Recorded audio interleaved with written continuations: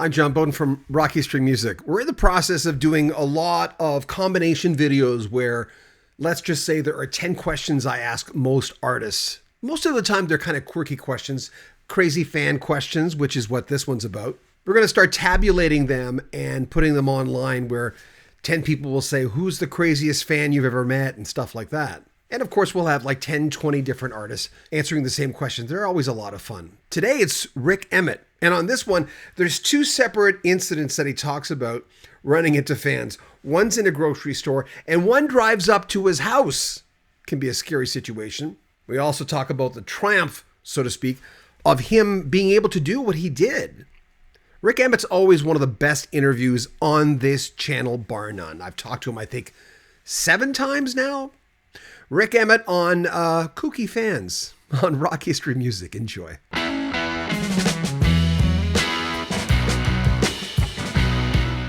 New baby. All of a sudden, there's a fan trying to knock on, invading your space. I've always forgotten to ask people about that because obviously that happens. Tell us that story.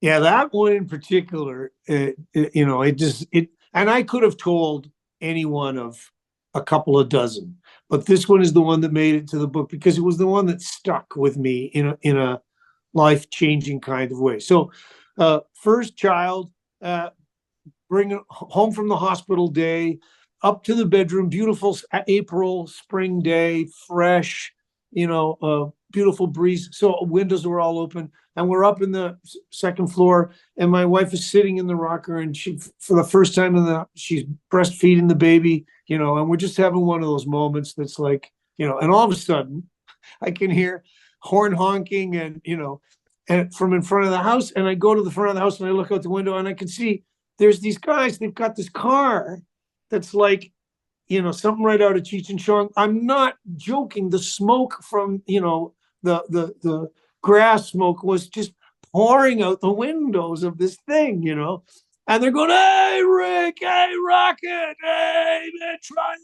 And they got the music on their 8-track. Boy, I don't know if it was an 8-track, but that just helps the story. So, so they come up and they're walking across my front lawn and they're coming to the front door and I'm going, oh my, well, I'm not answering the door. And they're ringing the doorbell and they're knocking and stuff and they're yelling my name. And in those days, I had a nice big lot where the house was, a big long driveway up to the house, but I didn't have any fences or anything. So then they came around the back. They just came walking around and they came up on the back deck and they were looking in the windows. And they're yelling at, now they can see, guitars and gold records on the walls. And they're going, yeah, man, this is his place. Yeah, I'm going, oh, God. So when they finally gave up and they went away, the first thing that Jeanette and I did was get on the phone to, like security companies, like, okay, we're going to put in, barbed wire fences and landmines, and we had a guy come out and he looked around and he said, you got too many basement windows. You got stairs that go up to the second floor in the back. He goes, your house is a nightmare. Let me tell you what to do. Okay. First of all, you're going to build big fences along your property line at the back. So you're going to, barricade because the back is the only place you can establish a perimeter. At the front, you're going to put one of these, intercom things by the door. And, anybody comes and they ring your bell and you don't want them, just go to the intercom and go, hello, no, he no longer live here, and my wife was really good at that. She didn't do Mexicans, but she would say, nah, he moved away a long time ago. And, they would buy it. Anyway, so then he said, here's a card. Friend of mine trains the dogs for the Hamilton Wentworth drug squad, chase guys down at the airport squad, German shepherds. They're trained to kill on the right command, And I went, all right. So I bought a dog. I think at the time the dog was $800 and the training was $800. So it was $1,600, but it was way cheaper than if I had tried to, And the dog was incredible. It was really gentle with the baby and perfectly fine around the family. But if the dog was on a leash, and I just gave the leash a little bit of a yank and said the word, watch, the dog would like just turn into this.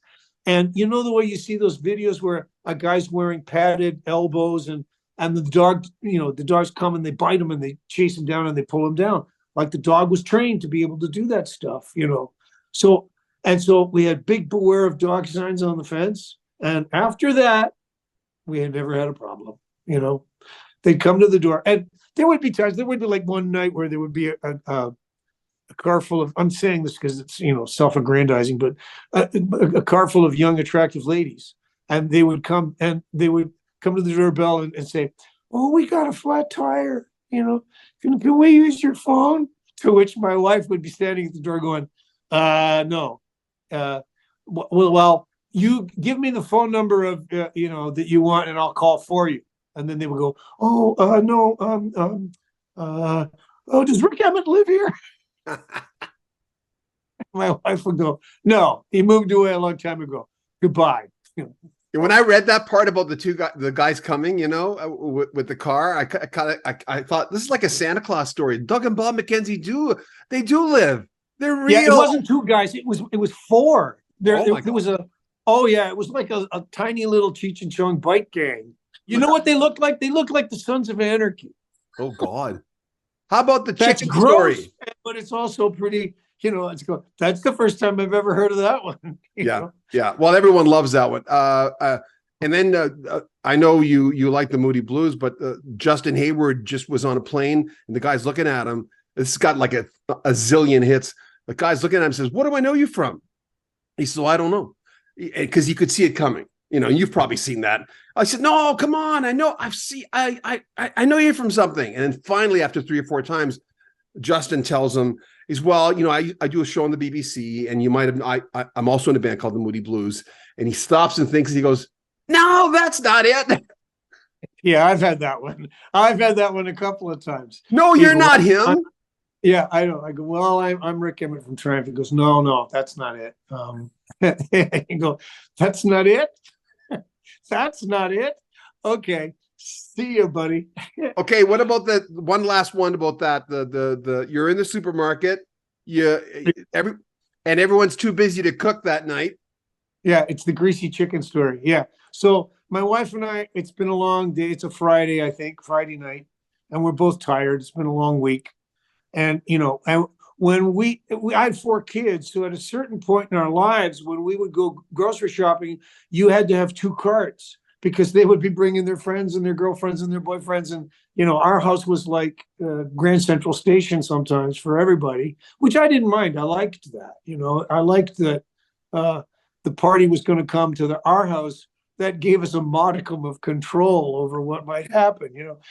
Anyhow, so so we're there, and we get to the checkout, and my wife turns to me and she goes, "I don't want to cook." And I go, "Me neither." She goes, "Go over to the barbecue chicken counter and get one of the barbecue chickens and the sliced potato things, and that's what we'll do." I go, "Okay, fine, great."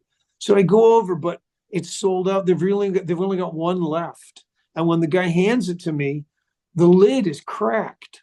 So I'm trying to be careful, and he puts it into the bag and stuff, but it's leaking, and now it's getting, as I'm walking away, it's getting all over my hands, and I'm really, I've got chicken grease all over. Just then, the guy comes down and out the end gable of the aisle, and he goes, "Oh my God! Oh my God! You're Rik Emmett. You're Rik Emmett." I'm going, "Yes, I am." He's going, "Oh my God, what are you doing here, man?" I go, "Well, clearly I'm shopping, grocery shopping." He's going, "Oh my God, oh me, I saw your band in blah blah blah blah, and I loved you, and I bought this record, and I had, and I gave a copy of it to my friend Jimmy, and Jimmy once said."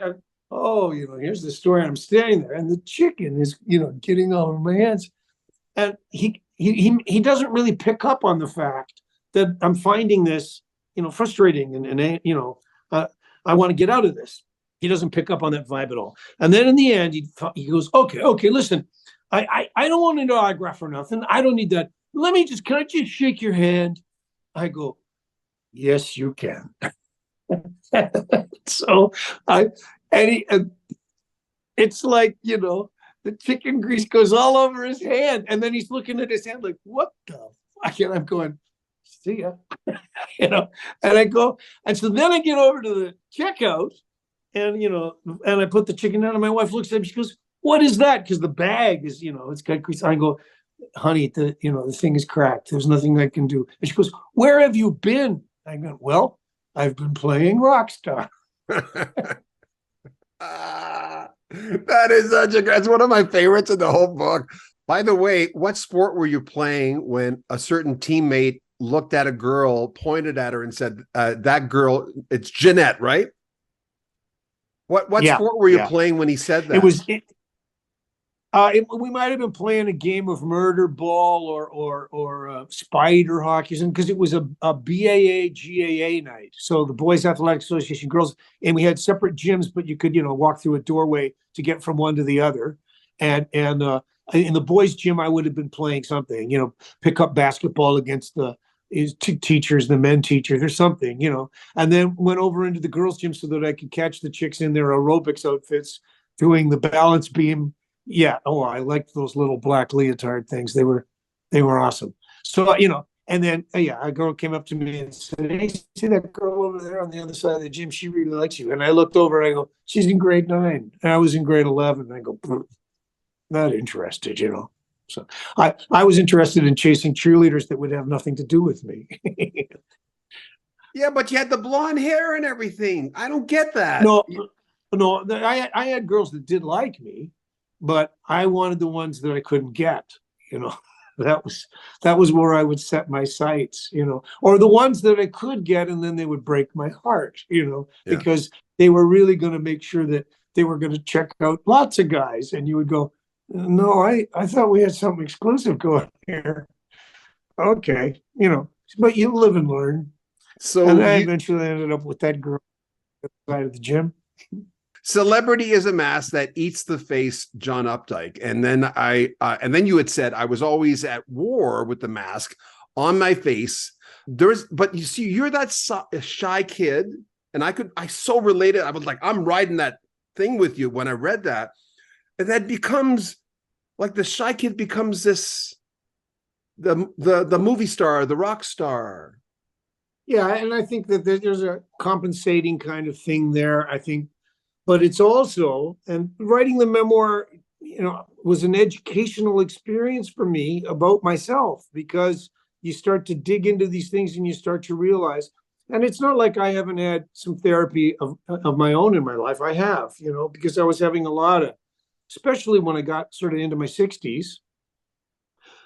Towards the end of my touring career, I had so much stress and anxiety, and it was clinical. I literally had to be taking medication and stuff. And why is this happening? But I think when you're a kid and you have certain kinds of talents and abilities, the generation that came before us, that was like, oh, okay, so this is how we fix the shyness. We make him use these talents and abilities to come out of himself, to come out of his shell, to, you're going to have to, "Hey, Rik, you're going to come to church choir practice with me, and you're going to be singing in the choir as a first soprano, a boy soprano. You're going to sing a solo on Sunday. Oh, you're going to be in the Christmas pageant, and you're going to have a lead role and memorize all these lines and be the lead actor and sing a song." And so all of these things were starting to happen to me, because I did have the ability to do it, but I didn't want to. I was the last thing I wanted to do. But then now you're getting the training that you put on the mask, you figure out how you do this, and then you get to the point where you go, "I know how this works. I'm good at this."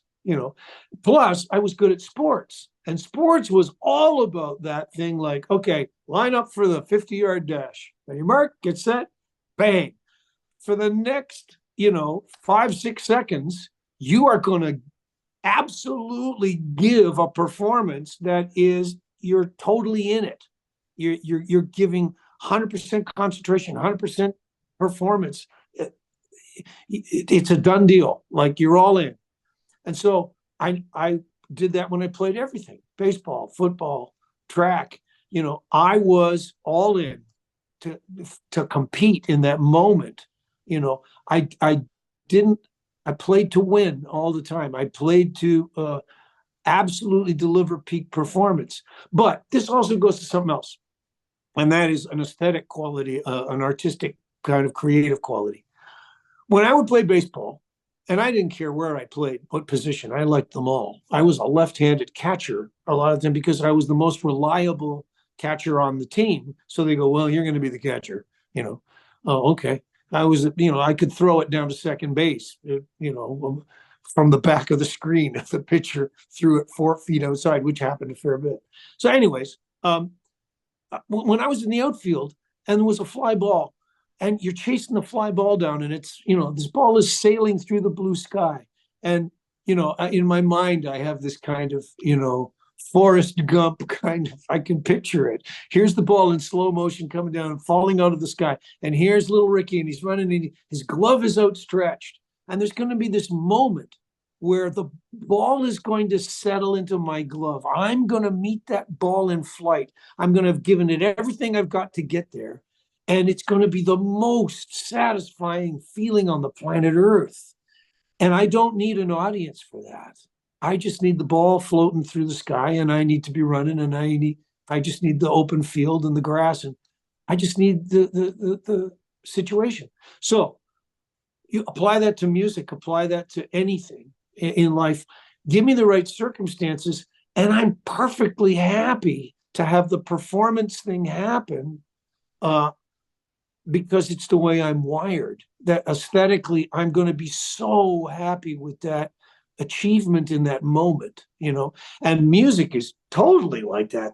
It floats in the air. It only happens in this moment, you know, here, now. This is what, you know, so you got to bring it to this moment. You've got to become the music, you know. And so now it's a mask of a whole different nature.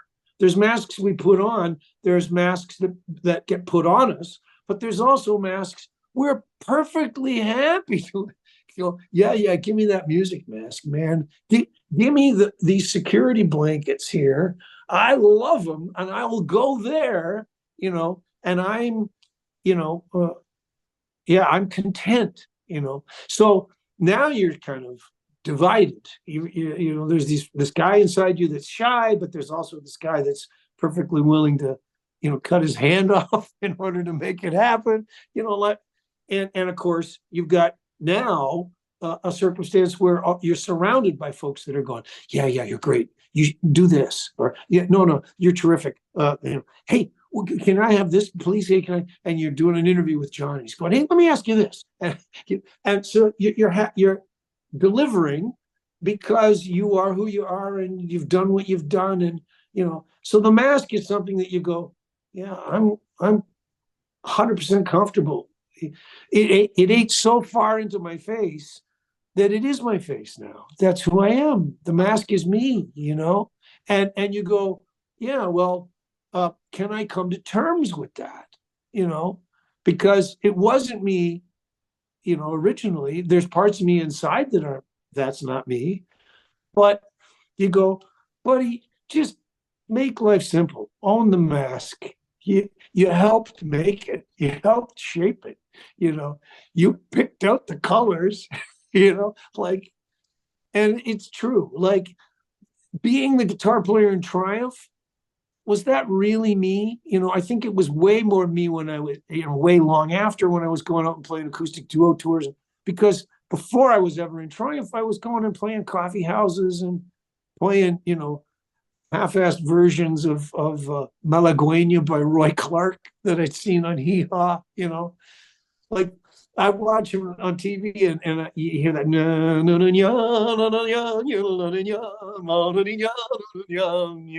and I figure it out by ear, and I go, hey, I could do this Thursday night at the coffee house on my nylon string guitar. This will probably go over really good. You know, so it's another mask, right? Really, it's another thing. But anyways, was that me? I think that was more me than the guy that was, you know, standing in a hockey arena with 17,000 people going, frunk, frunk, frunk, frunk, frunk, frunk.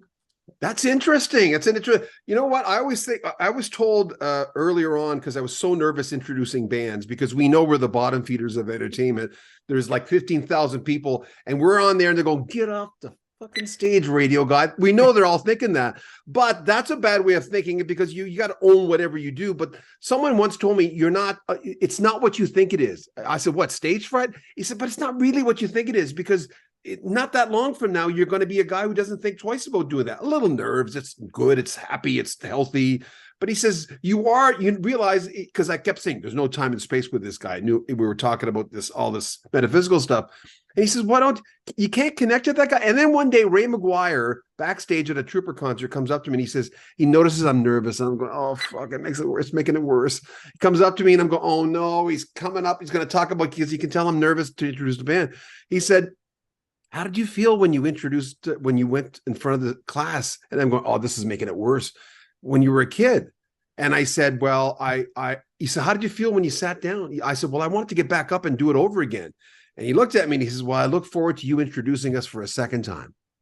And it blew my mind. I'm going, you don't need, it's all these tricks. Like, you're in the church. It's all these little blocks that lead to, you know what, rock stars always say, you know, I hate to call you guys rock, but musicians always tell me, they're going, you know, you ask the typical, oh, could you ever imagine this would have happened to you in your life? It's such a typical question, but it's true. If someone would have whispered in your ear before you got into church, oh, by the way, you're going to do all these things, your freaking brain would explode. Steps, you know? Yeah. First of all, you mentioned Ray McGuire, and I always liked him. I always thought that guy was really cool and really together, and you know, and they had some great hits too, man. Wow, they had, and of course, one of my favorite stories from Gil was that he was at some, you know, big thing like a Walk of Fame dinner or something, you know, and some guy is up making a speech, and it's a big person. It's like, you know, I can't remember who it was, but you know, somebody sort of big and important, a celebrity. And then he's doing one of those things where he's looking around the room and he's seeing people and he's going, oh, and you know, it's great. We've got this guy here tonight. You know, I loved you when you were in, you know, MacGyver. And and he goes, oh, and we've got Gil Moore from Trooper here. Fantastic. Love that band Trooper there, Gil. Oh no. Okay. Bands that start with TR. You know. Oh, that's. Remember, if you want to help the channel, you can make a donation. There's a PayPal link at the very top of the description. Also, if you join Patreon, you'll get early access to our videos and buy a t-shirt. That's another way of supporting the channel with our logo on it. But remember to subscribe. If you subscribe, click the bell notification, because YouTube has changed now. Not all subscribers are told we have a new video. We can tell by having almost 138,000 subscribers, and sometimes a video will get 1,000 hits, which really makes no sense, because you're supposed to get maybe 20-30% of your audience at least watching most of your videos. Unless, of course, you're paying money to YouTube to promote your videos, which we don't have. So click the bell notification, like our videos, comment on them, and please share them on social media. I'm John Bowden. This is Rock History Music. Thanks for watching, and take care.